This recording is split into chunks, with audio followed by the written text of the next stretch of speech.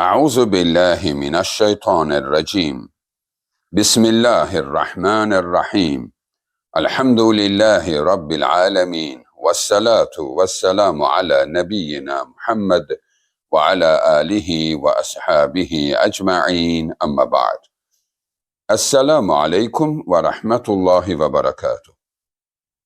Değerli dinleyiciler, bugünkü mövzumuz xalqımızın ağzında məşhur olan bu ifadədir ki, bəzən insanların işləri düz gəlməyəndə, onlar özləri də bilmədən böyük bir günaha qarışmış olurlar ki, zamanı söyməklə.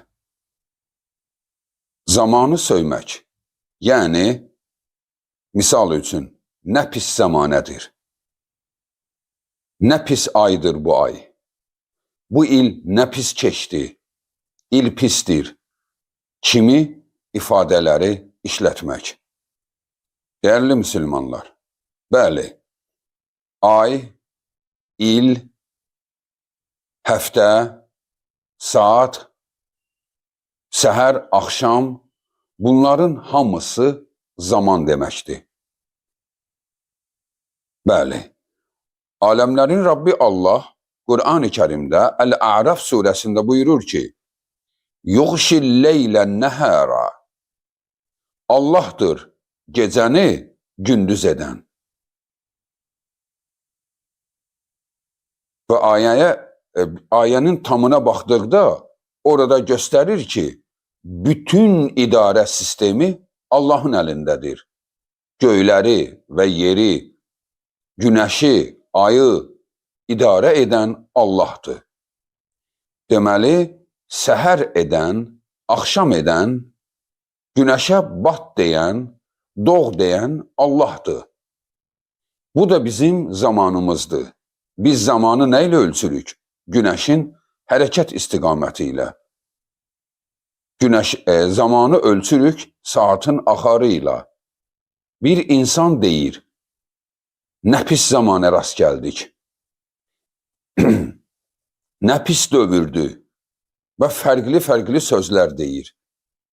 Bu isə bu barədə qudsi bir hədisi sizin diqqətinizə çatdıracağam ki, bu birbaşa Rəbbimizin sözüdür. İmam Müslimin, İmam Buxarinin səhih sənədi ilə rəvayət etdiyi qudsi hədisdə Allah belə deyir. Qaləllahu azze və cəll yu'zini ibn Adəm yasubbud dahr və anad dahr biyadil amru uqallibul leylə və nəhər. Ravahu el-Buxari. Allah bu hədisdə buyurur, İnsanoğlu mənə əziyyət verir hər dəfə zamanı söyəndə. Çünki mənəm zaman. Mənim əlimdədir gecəni gündüz etmək, gündüzü gecə etmək. Bəli, deməli, burada Rəbbimiz buyurdu ki, qulum mənə əziyyət edir, belə söz deyəndə. Zamanı söymək, yasubbud dahr. Dahr zaman deməkdir, dövr deməkdir. Bəli, dəyərli insanlar, biz bilmədən, biz elə düşünürük ki, mən bu saatı deyirəm, nə bilim, gecəni deyirəm, gündüzü deyirəm. Bu gecə öz başınadır ki, gecəyə gündüz ol deyən Allah deyilmi? Sən bəyənməyəndə, kobud ifadə işlədəndə, bunu gecə ilə nə əlaqəsi var ki, buna bu əmri verənə deyirsən? Və ola bilsin ki, bəzi insanlar desin ki, yox, mən bu cürə demirdim. Bəli, məsələ belədir. Əlbəttə ki, sən birbaşa bunu Allaha deməmsən. Əgər sən birbaşa Allaha desəydin, yəni, bax, misal üçün, indi sənə məlum oldu ki, gecəni, gündüzü, ayı, ili, həftəni, saatı söymək olmaz, təhqir etmək olmaz, bu Allahdır. Bugünə qədər nə demişdin, bilmədiyinə görə xətakarsan, günah qazanmısan. Amma Allahım bilməmişdim deməklə təmizlənirsən. Amma bu gün bildikdən sonra yenə də mən o niyyətə demirəm deyib də buna davam edərsənsə, elm insanları bu barədə icma görüşdədirlər ki, o adam Allaha şərik qoşmuş olur, o adam küfr etmiş olur, hətta dindən çıxa bilir. Çünki artıq bilir ki, Allaha deyir, yenə də sözünə davam edir. Digər bir hədisdə Allahın Rasulü belə buyurur. La tasubbud-dəhra fe innallaha huved-dəhr. Zamanı söyməyin, çünki zaman Allahdır. Zamanın özü, yəni Allahın tam idarəsidir. Burada ateistlərlə aramızdakı bir ateistlərin daha doğrusu yanlışa düşdüyü, bax məqam buradır. Yəni fiziklər, illaki müasir fiziklərimiz, yəni kuantum fizikasını bilən insanlar, onlar deyirlər Allah yəni enerji. Yəni Allah hər şeydir. Yəni enerjidir Allah. Onlar enerjiyə Allah deyirlər. Çünki deyirlər biz özümüz də enerjiyi və yox olub həmin enerji bir enerjiyə qarışır. Yəni bunlar düşünürlər ki, yəni Allah elə enerjidir. Biz də ondan ayrılmışıq, ona birləşirik. Bu cüra zamanın özü də Allahın bir hissəsidir. Kimi düşünürlər? Bu ateistlərin düşüncəsidir. Ha, İslam düşüncəsi deyil. Biz belə düşünmürük. Bu küfürdür belə düşünmək. Yəni Allaha enerji demək, Allaha nəsə bir forma vermək. Yəni bu küfürdür, insanı dindən çıxardar. Bizim Rabbimiz vardır, yaradan odur, enerjini də o yaradıb, bütün varlıqlar onun əsəridir. O özü isə bunlardan münezzəhdir, uzaqdır. Amma zaman Allah'dır sözü o demək deyildir. Gecə, gündüz Allah'dır. Yox. Yəni bunlar hamı Allah'ın ixtiyarındadır. Hamısı Allah'ın ixtiyarındadır. Bir hədisdə belə buyurulur. Qalallahu azzu və cəlle yu'zini ibn Adəm yəqulu ya xeybətəd-dəhr. İnsanoğlu Allaha əziyyət edir. Hər dəfə deyəndə nə pis zamanədir bu. Fələ yəqulənə əhadukum ya xeybətəd-dəhr. Heç kəs deməsin nə pis zamanədir bu. Fə inni ənəd-dəhr uqallibul-leylə vən-nəhər. Fəizə şi'tu qabadtuhə. Çünki bu mənəm. İstədiyimi edirəm. Gecəni gündüz, gündüzü gecə. Və istəsəm bunları yox edərəm. Deməli, Allahın istəyi altında baş verir. Deməli, qəbul etməyən Allahın istəyini qəbul etmir. Ona görə də dəyərli insanlar. Bu söz bir çox insanların ağzında hətta vərdiş şəklini alıb. Dərdi olan kimi, dərdini danışmamış birinci belə başlayır. Nə pis zamanəyə rast gəldik. Övladla yollaşmırsa, ailədə bir sıxıntı varsa, iş yerində bir sıxıntı varsa, birinci Allah ilə başlayır. Nə pis dövrə rast gəldik, nə pis zamanəyə rast gəldik. Yəni, belə deməmiz düzgün deyil. Dilimizi düzəldək. Bu bizim günahdır. Zamanə buna neyləsin ki? Neyləsin ki yanvar, fevral, mart? Məgər o korluyur gedişatı?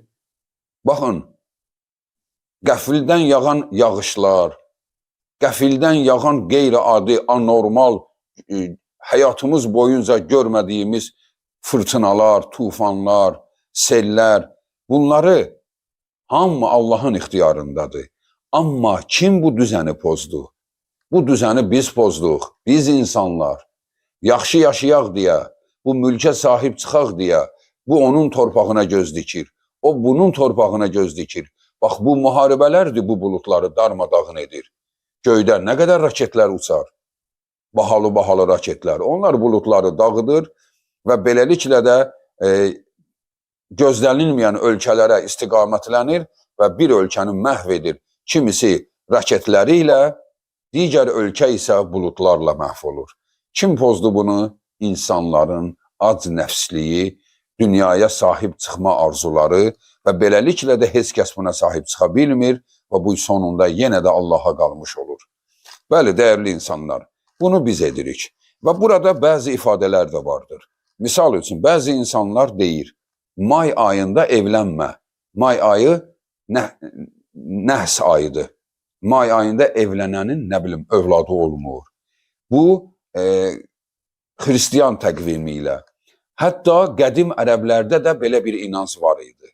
Ki, onlar Rəzəb ayına belə, yəni bu ayda, o ayda evlənməyin, o ayda toy etməyin, o ayda evlənənlər sonsuz olur. Deməli, bir şeytan hər bir xalqın üzərində bu öz küfrünə inandırmışdı. Ona görə də bu cür inanclarda, batil inanclardır, Rəcəb ayı neyləsin, may ayı neyləsin ki, sənin övladın olmayacaq. Ya günahkarı sənsən və yaxud da ki, bu sənin qədərindir. Bəlkə də sənin üçün ən xeyirlisi budur. May ayı neyləsin, digər ayı neyləsin. Ona görə də bu cür inanmaq da düzgün deyil. Elə buna da cavab olaraq Allah Subhanahu taala Qur'an-ı Kərimdə buyurur ki, nəhslik sizin özünüzdədir. Yəni özünüz nəhssiz, özünüz işlərinizi düz aparmırsınız, Allahın imtihanı gəlir və yaxud da bəlası gəlir. Deməli biz edirik. Aylar neyləsin, həftələr neyləsin, illər neyləsin. Biz bir ömür yaşamadıqsa, öz ömrümüzün dəyərini bilmədiksə, öz sağlamlığımızın qədrini bilmədiksə, sonra xəstəlik keçirib də nə pis zamanəyə rast gəldik deməklə günah üzərinə niyə günah qazanaq ki? Amma bəzi ifadələr var, gerçəkdir. Misal üçün, şiddətli yağış yağır. Biri deyir, nə yaman çox yağış yağdı və yaxud da ki, nə yaman yağış yağır, nə yaman külək əsir, nə yaman tağırsaq yağdı. Hə, əgər yağırsa, həmən adam da bunu deyirsə, bəli, bu şikayət deyil, bu xəbər cümləsidir, xəbərdir. Yəni xəbər verir ki, nə yaman yağış yağdı. Necə ki, Qur'an-ı Kərimdə də bunun təsbiti vardı. Hud surəsi 77-ci ayə. Və Allahın Rəsulu baş vermiş fəlakət üçün belə deyir. Həzə yevmun asib. Bu gün nə yaman şiddətli gündür. Çünki bəla gəlmişdi. Fırtına gəlmişdi. Və o dedi, nə yaman dəhşətli bir gündür, nə şiddətli bir gündür. Bəli, deməli, gerçəkdirsə deyə bilərsən. Yəni, şiddətli yağış yağır deyə bilərsən. Aman Allahım, özün rəhm et, nə yaman yağış yağır. Və yaxud da ki, nə yaman istidir. Bunların hər biri gerçəkdirsə bunu demək olar. Çünki bu xəbərdir. Amma dəyərli insanlar, həmən ifadədə də ehtiyatlı olaq. Həddi aşıb da şikayət formasına çevirməyək. Bezdik bu günəşdən, bezdik bu yağışdan, bezdik bu fırtınadan. Heç bizdən bezmirlər günahlarımızdan. Məgər bu günahlarımızın bəhrəsi nəticəsi deyilmi? Allah külək yaradıb. Allah bulud yağış yaradıb. Bu normalda, normal baş verəndə gözəldir. Yağış nə gözəldir, nə gözəl mənzərədir yağış. Günəş nə gözəldir, günəşdə kölgələnirsən. Qarı da gözəldir, şaxtası da gözəldir. Hər biri ki normaldır, gözəldir. Hansı ki normadan kənara çıxır, o bizim xətalarımızın nəticəsidir, dəyərli insanlar. Biz körladıq hər bir şeyi. İnsan müdaxilə edir hər nəyə, hər nəyi öz istəyinə görə istəyir ayarlasın. Beləliklə də gedişatı körlüyür. Və bununla da təbii fəlakətlər baş verir. Deməli, o fəlakətlər bizim ya günahlarımızdan, ya səhv addımlarımızdan baş verir. Ona görə də söyərkən heç kəs zamanı söyməsin.